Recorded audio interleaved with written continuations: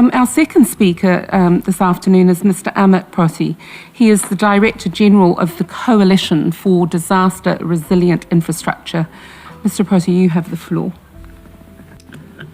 Thank you, Madam Moderator, and Excellencies, on behalf of the Coalition for Disaster Resilient Infrastructure, thank you for giving me an opportunity to participate in this important panel.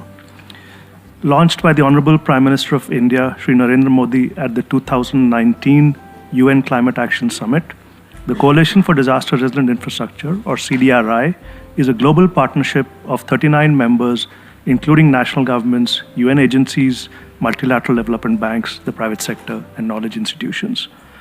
Our mandate is to advance the cause of climate and disaster resilient infrastructure, thereby ensuring sustainable development. Our membership includes several CIDs, including the Dominican Republic, Fiji, Jamaica, and Mauritius. We recognize that small island development states are amongst the most exposed and vulnerable to the disastrous impacts of climate change and natural hazards.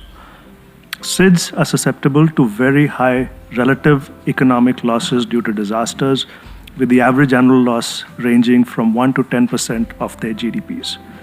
Resilient infrastructure, which is what we focus on, can play a key role in mitigating these challenges. To this end, CDRI launched the Infrastructure for Resilient Island States facility at COP26. IRIS is a multi-year technical support and capacity building initiative co-created and supported by CDRI members, including India, UK, Australia, EU, France, Fiji, Mauritius, and other CIDs to promote disaster and climate resilient infrastructure. In the inception phase, we consulted with representatives across the Caribbean and Indo-Pacific islands, and based on which we launched a call for proposals at COP27.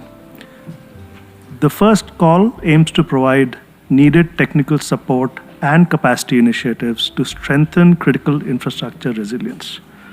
In response to the call, CDRI, which is a brand new organization, received 50 expressions of interest from 28 CID countries, which demonstrates the considerable demand for such support in CIDs.